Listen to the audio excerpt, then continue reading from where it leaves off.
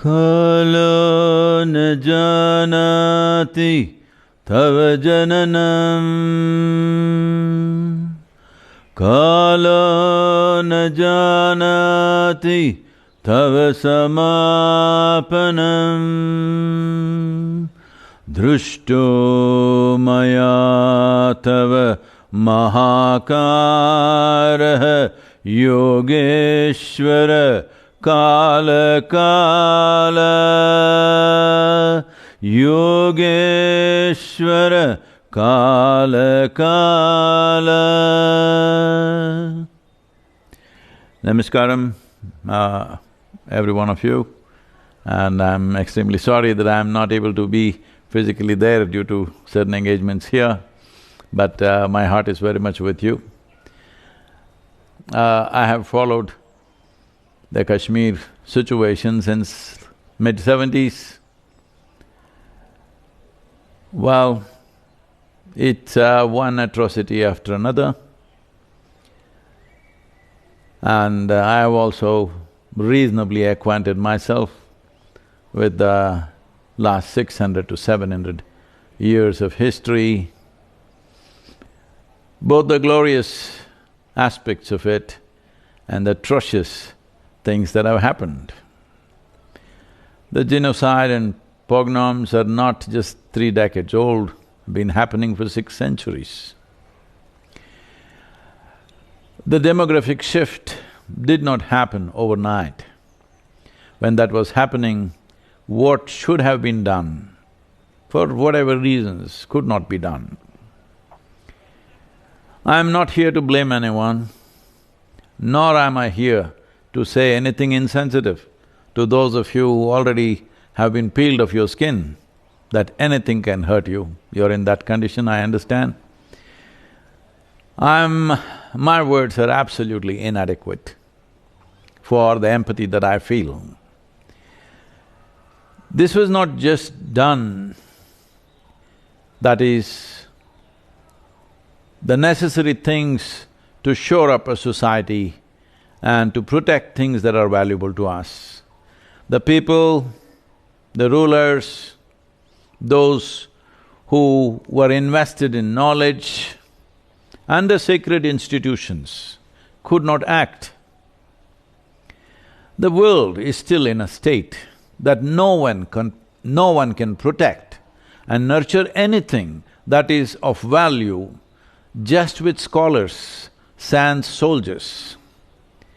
This is a mistake that's happened right across Hindustan, and the brunt of it has been taken by the Kashmiri people, but it's happened all across this land.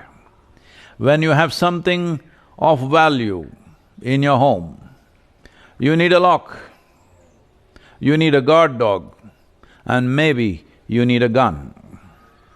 This is an aspect that we as Hindustan neglected.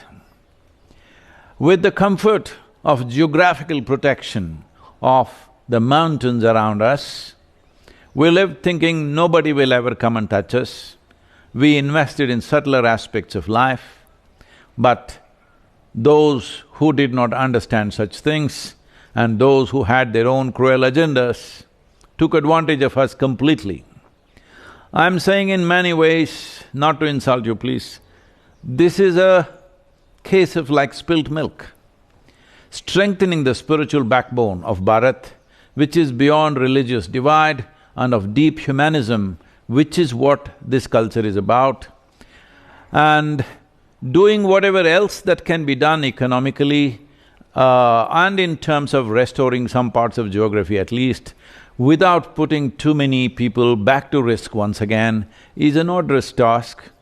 Some efforts are going on. I can understand Dr. Surinder saying what he said, because what efforts are going on is not important, what results have happened is important. Results are not much. Though 370, repealing of 370 was a big step, still to manifest it on the ground, to make it socially safe for ordinary people to be on the street, has not happened yet. Well, the government is trying to encourage people to take jobs. even the labor who is going from various different states to work there, their lives are not safe.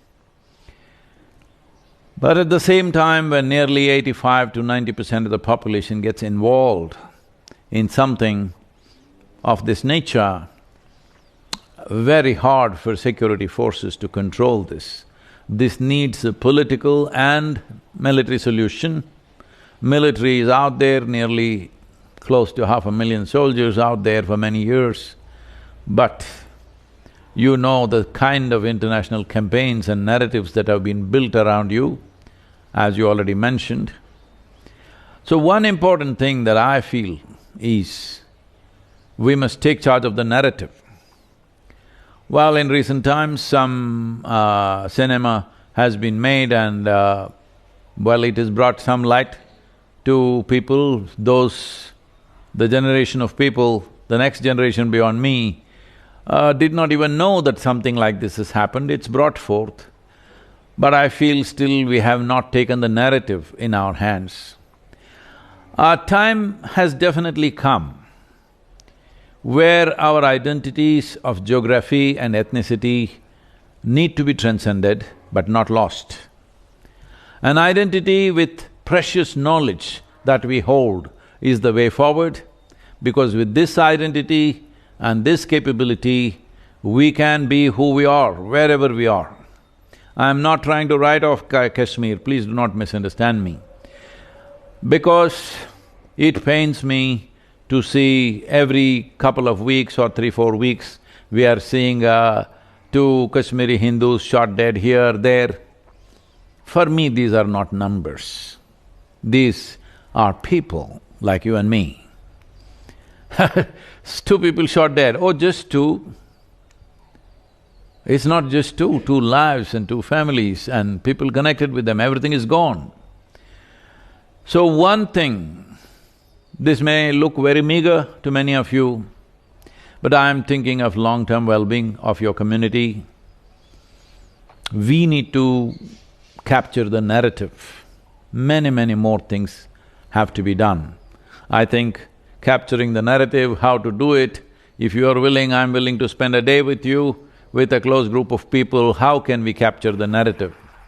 I'm saying all across country, you can demand with the central government, as a tragedy that has unfolded in Kashmir, the injustice that has been done to the people, at least to acknowledge that.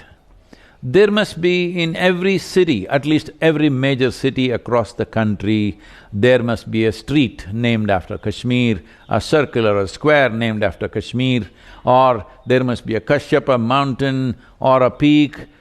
I know these are poor substitutes, but if we want the glorious and atrocious nature of Kashmiri history to be remembered, celebrated by all in Bharat, we need to create symbols. Because going back and taking that land straight away, let us be practical about this, because recently I was with someone from your community who holds a very eminent person, who holds a significant position. He was telling me, Sadhguru, once I retire, I'm going back to Srinagar. I said, please don't do that. Because especially someone of your stature, you should not do that, it'll be somebody's pleasure to do something terrible.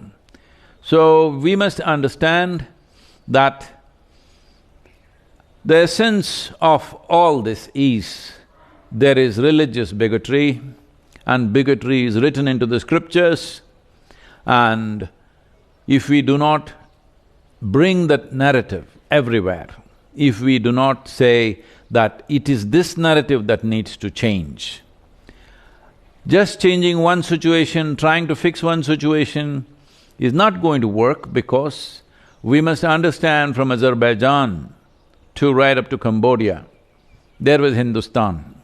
Now it shrunk to this size. And now Kashmir is a problem where they're trying to shrink it further.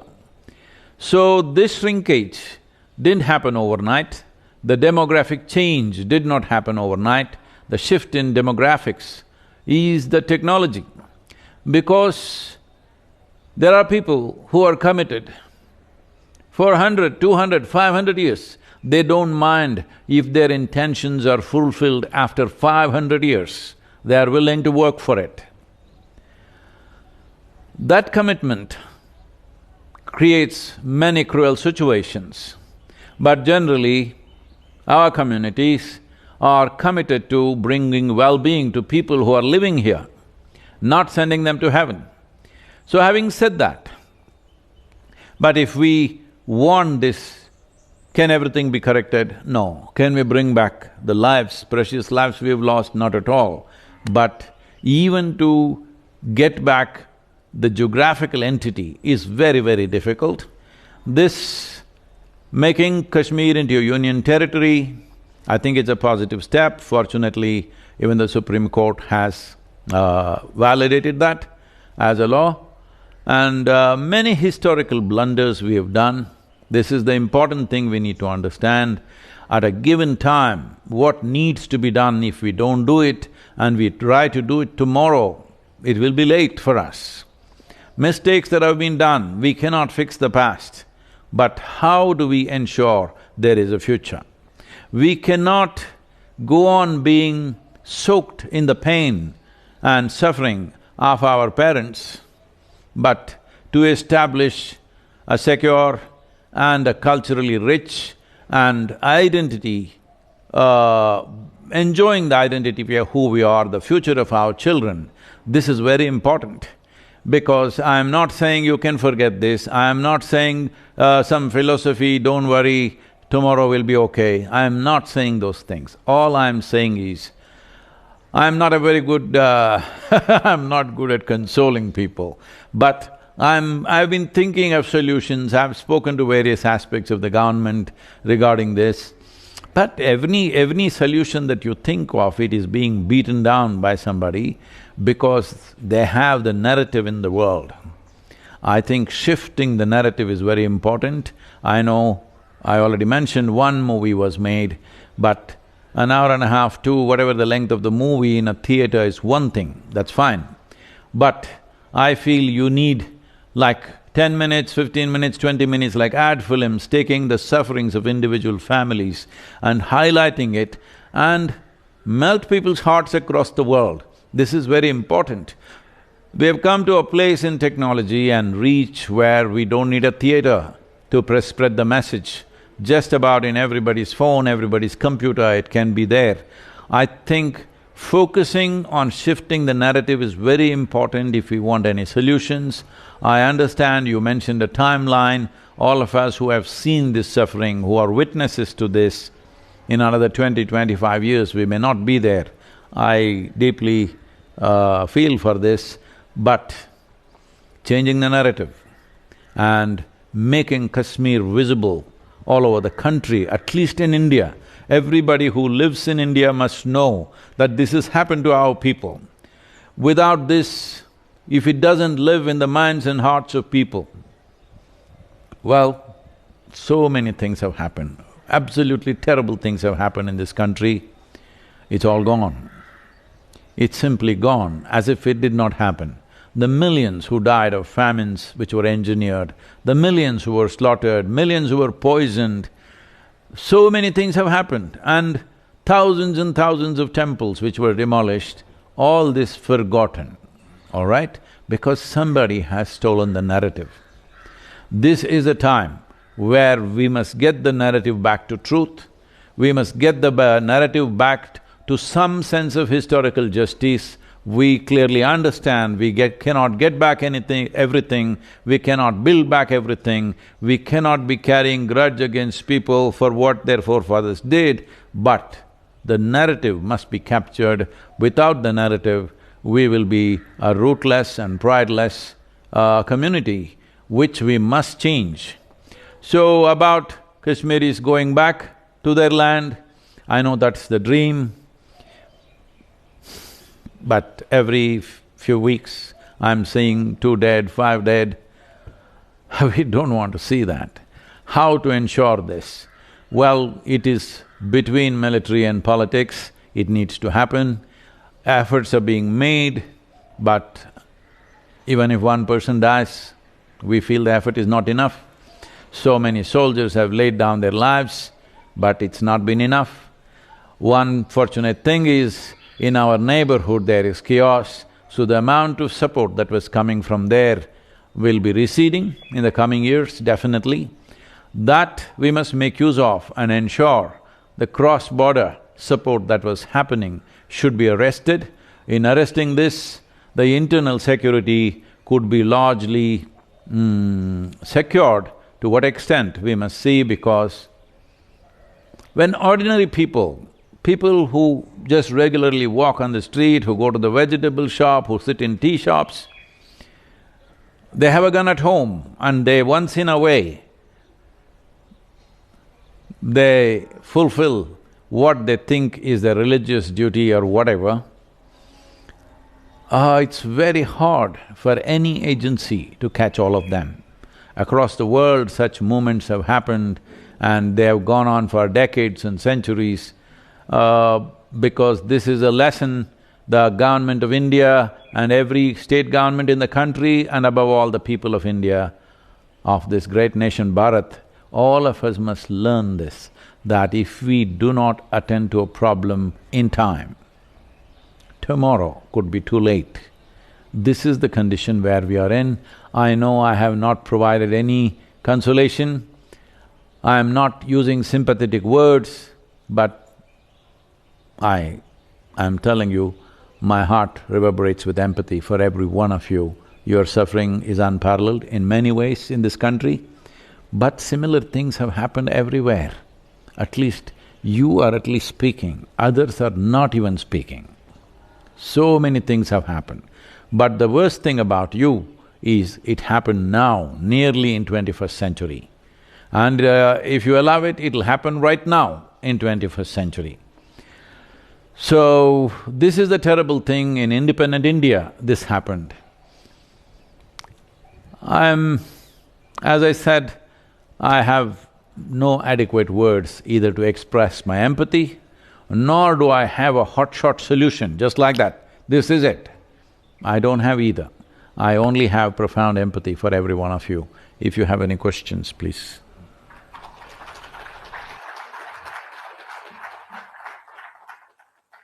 Sadhguru, that was awesome. As you said, we need to create symbols. We need to capture narratives. We cannot fix the past, but we can ensure future. And you also said that you are going to be available for us to guide us through all this. And we feel blessed to hear it from you. We don't need sympathy, Sadhguru. We need empathy. We need addressal. We are beyond sympathy now. We are doing well, but there are so many of us who are still living in camps, not doing too well, out there on streets, fighting for their right to live. Sadhguru, thank you so much for being here with us and enlightening us with your wisdom. If I can say one word, ma'am? Questions from the audience. If I can say one thing, I am very conscious about the situation in the camps. I hope Rahul Pandita is there among you, and I have read his writings and stuff. I have spoken to many people, but nothing has happened. But I'm saying, the camp situation, well, the nature of governments, you know how it is.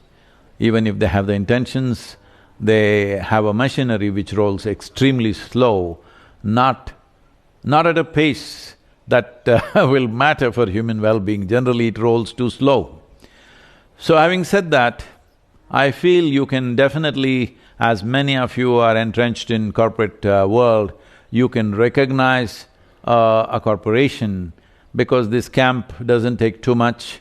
If somebody invests a few crores per year, it could be revived and made into a more decent and human habitation could happen in a better way, and also employment and stuff can be created. If you identify a corporation, I can also speak to some people as a part of their CSR or something, they can take up this camp and revive this. That would be a quicker solution than constantly waiting for the governments to do it.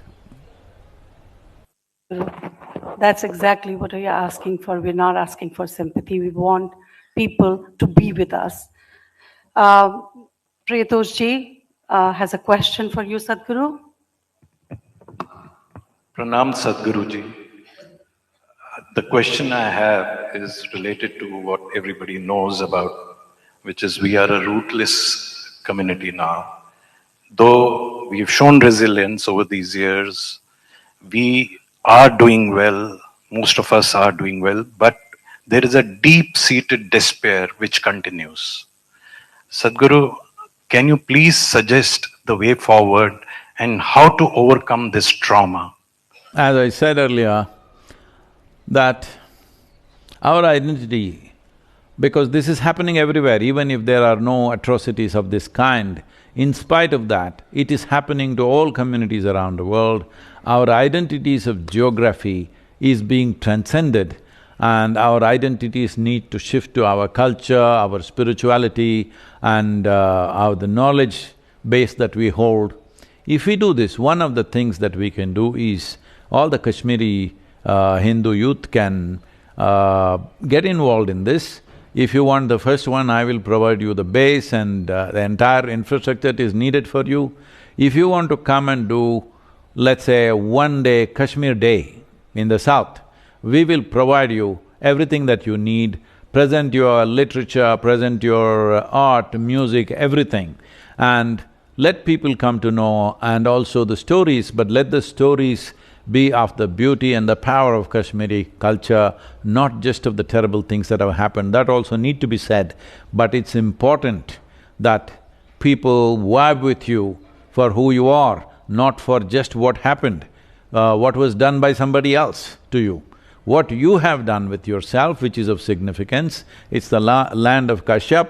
Kashyapa is one of the 7 sages. As you know, we celebrate Adiyogi and the 7 sages, and we are doing a process, and some research is going on to identify the footprint of 7 sages across the world, in North Africa, in South America, in Central Asia, Southeast Asia, and of course in India. We are making efforts towards that, and if you bring the knowledge, the culture, if you cannot bring all of them as one big festival, if you bring literature, we'll provide you a base in southern India. If you bring music, we'll provide you a base, or if you come as one cultural fest, it's fine. But I'm sure similar things can be done all over the country to start with, and also around the world it can be done. But it's very important that this happens in India, that you present yourself, so that the youth will not live in despair. The youth will have something to do, and this will also be a very important part of shifting the narrative.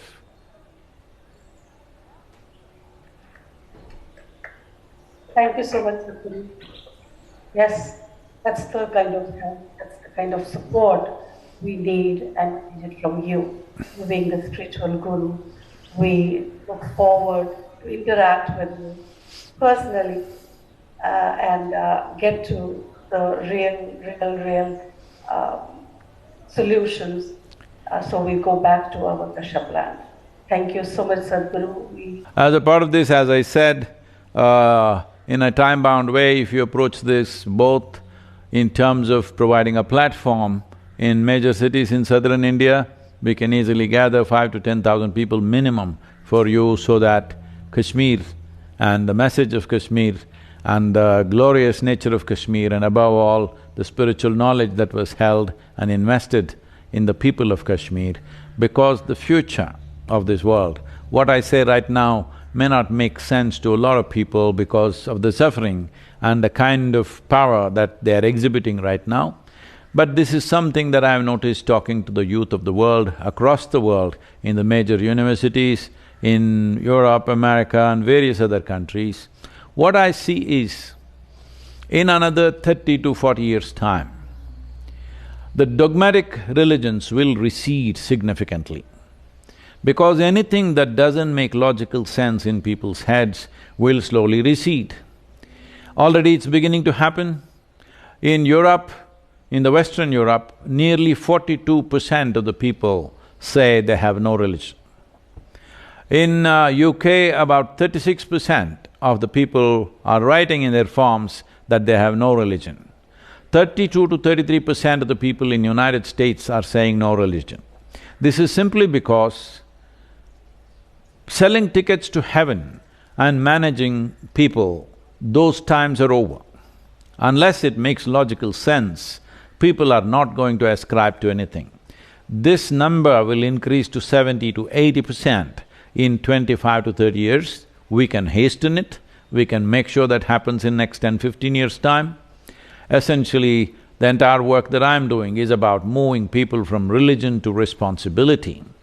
Spiritual process, which is the basis of who we are, which maybe over a period of time is being presented as a religion, but essentially this is a spiritual process for the inner well-being of the human being, where this is about human liberation. This is not about somebody sitting up there and you're going to go to them. This is about human liberation, this is about a human being earning the grace to function like the divine. This is about becoming the divine, not going to heaven.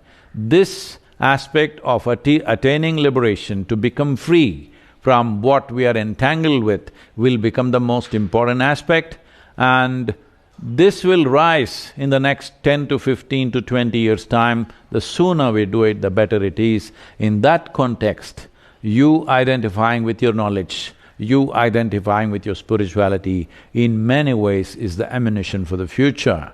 Not that we are going to fire at somebody, but our way of doing things is to embrace the world, not to destroy the world. Our way of including people, our way of life is inclusion, not conquest. So, identifying yourself with the spiritual nature of Kashmir, the land of Saraswati and Sharada, it is important. That is what should be the basic identity.